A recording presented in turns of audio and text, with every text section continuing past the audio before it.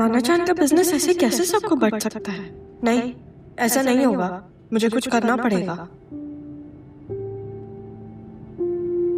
राहा, आज आपने रब नवाज के सामने बोला कि उस कंपनी के शेयर्स मत खरीदें क्योंकि वो एक ट्रैप है। उस टाइम तो मैंने आपकी बात पे यकीन कर लिया क्योंकि मेरे मुताबिक आप उस कंपनी में इंटर्नशिप कर चुकी हैं। लेकिन अभी मैं एक दोस्त की हैसियत से आपसे पूछना चाहता हूँ कि आपने ऐसा क्यों कहा कि वहाँ पे ओनरशिप डिस्प्यूट चल रहा है? मैं अभी आपको नहीं बता सकती। देखिए, आपने मुझसे एक दोस्त की हैसियत से पूछा तो मैं भी आपको उसी बेस पे बता रही हूँ। बस वो शेयर्स मत खरीदें और किसी और को भी मत खरीदने दें। ठीक है, लेकिन राहा, मैं एक बिजनेसमैन हूँ। मैं अपना हर फैसला डेटा और रिसर्च की बेस पे करता हूँ। हाँ, अगर आप इतने यकीन से कह रही हैं तो फिर शक की कोई गुंजाइश बचती नहीं है। Thank you sir. सर, मुझे तो लगा था आप ये सब मुझे फ्रेंडशिप की बेस पे बता रही हैं। देखिए, अब आप बताएं या ना बताएं, मैं तो यकीन कर चुका हूँ। कभी कभी ये पता होना कि कोई आप पर यकीन करता है, यही काफी होता है। इसी को तो भरोसा कहते हैं। वैसे मुझे अच्छा लगेगा अगर मैं आपका भरोसा वापस ले।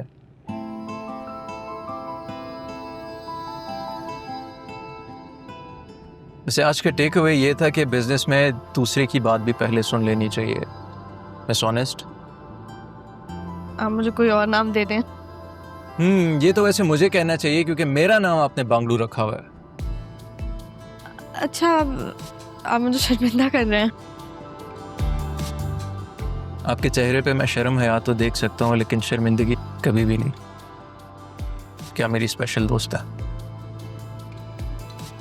दोस्ती में स्पेशल का मतलब खतरों से खेलना होता है। हो सकता है, लेकिन जो खतरा दिल को भी अच्छा लगे उस खतरे को उठाने में कोई हर्ज नहीं। मेरा घर ना रास्ते में ही आता है। आप मुझे घर ड्रॉप कर दें। ओके दोस्त। मैंने जान के मारिया को कुछ दिन रुकने का कहा था ताकि इस केस के बारे में मैं मज़ीद मालूमात हासिल कर लूँ। अच्छा, तो फिर क्या पता लगा? जेन्युइन केस है। आज बुलाया मैंने मारिया को, बतूल से भी कह दिया, क्योंकि मेरे मिलने से ज़्यादा उन दोनों का आपस में मिलना बहुत ज़रूरी है।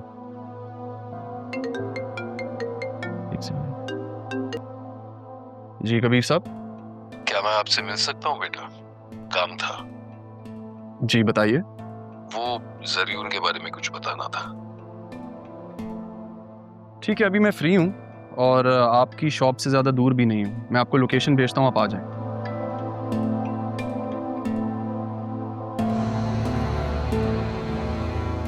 खैर, तो मैं यही सोच रहा था कि अब ये केस जो है ब्रो सीरियस हो गया, क्योंकि केस जेन्युइन है और मुझे चीज़ों का पता लग गया। सही है।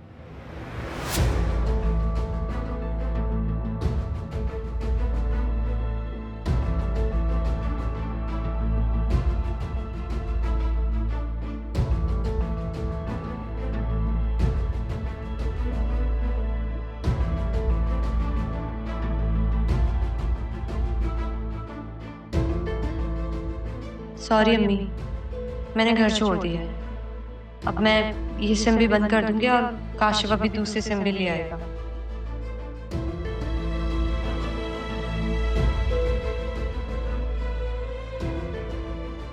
हेलो काशिफ, कहाँ पे हो तुम?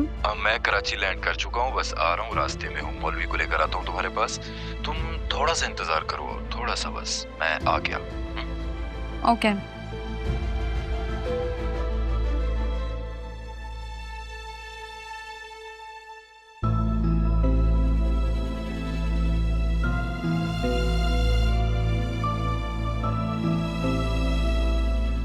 भाई ये सारी बातें तो हो गई एक तरफ, ये बता शादी का क्या सीन है? ये सब बातें एक तरफ करके तुझे मेरी शादी का ख्याल कहाँ से आ गया? बस यार, तेरी भाभी है ना, वो हमेशा पूछती रहती है कि अरमान भाई का इरादा बदला कि नहीं, और तो और वो अपनी बहन को भी यहाँ लाने का सोच रही है। फिक्र मत करना, भाभी से कहना मैं खुद आऊंगा उनसे मिलने और आके खुद मना करूंगा। थोड़ा सा नाराज होंगी, समझा देना। अरे नहीं भाई नहीं, तुझे खुद करनी नहीं है और मेरी हुई हुई शादी क्यों खराब करने पे तुला हुआ है यार। यार बन, गद्दार ना बन।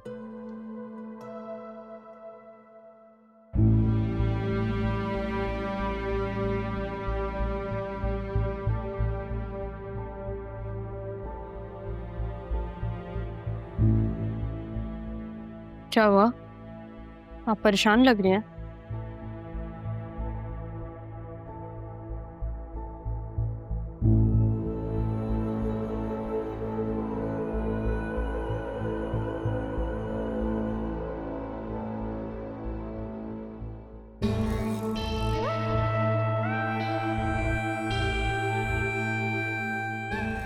Sidra, I am so sorry यार, मैं थोड़ा लेट हो गया। शुक्र है काशिफ तुम आ गए। बस यार सेट चल रहा है, तेरी जैसी किस्मत। अबे नहीं bro, ये तो बस तुम्हें पता है दुआएं होती हैं इस तरह। अरमान, एक सेकंड।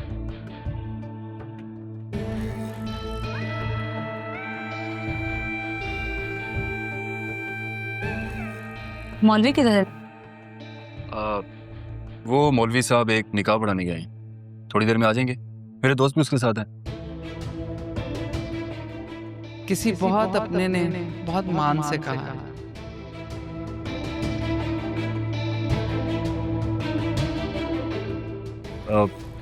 तब तक हम लोग रेडी हो जाते हैं, रूम में चले। बहुत थक चुका हूँ यार मैं।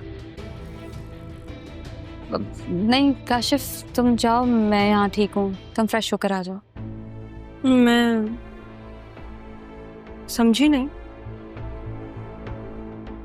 सिद्रा घर पे नहीं है, मैं उसे कब से फोन कर रही हूँ। मैं समझी घर पे ही होगी, मगर वो आपने अब्बू को बताया? तुझे कुछ नहीं पता, उसे तो सिद्रा कभी नजर ही नहीं आई।